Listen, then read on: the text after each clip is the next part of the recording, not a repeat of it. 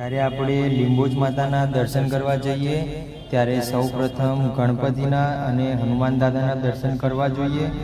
મિત્રો, આના પાછળનું એક કારણ છે કે આ માતાજીના અંગરક્ષક કહેવાય, એટલા માટે સૌપ્રથમ આપણે ગણપતિને, પછી હનુમાન દાદાને અને પછી જ માતાજીને દર્શન કરવા।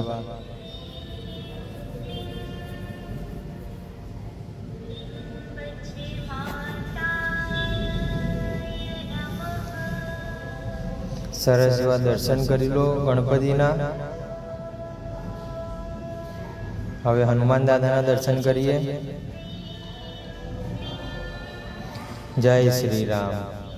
મિત્રો, હનુમાનજી જોડે તમે પણ વાત કરી શકો છો।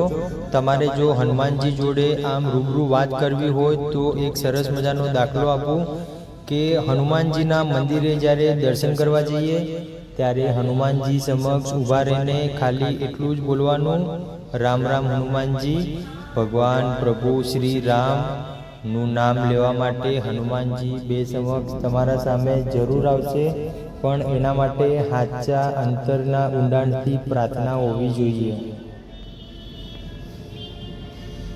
હવે આપણે લીંબોજ માતાના દર્શન કરીએ। મંદિરના અંદર દર્શન કરવા આવીએ એટલે સૌપ્રથમ આપણે એવું ધ્યાન રાખવાનું કે માતાજીના શણગારનું દર્શન કરવું, સિંહના દર્શન કરવા, માતાજીના હાથમાં જે ત્રિશૂળ છે એના દર્શન કરી શકીએ।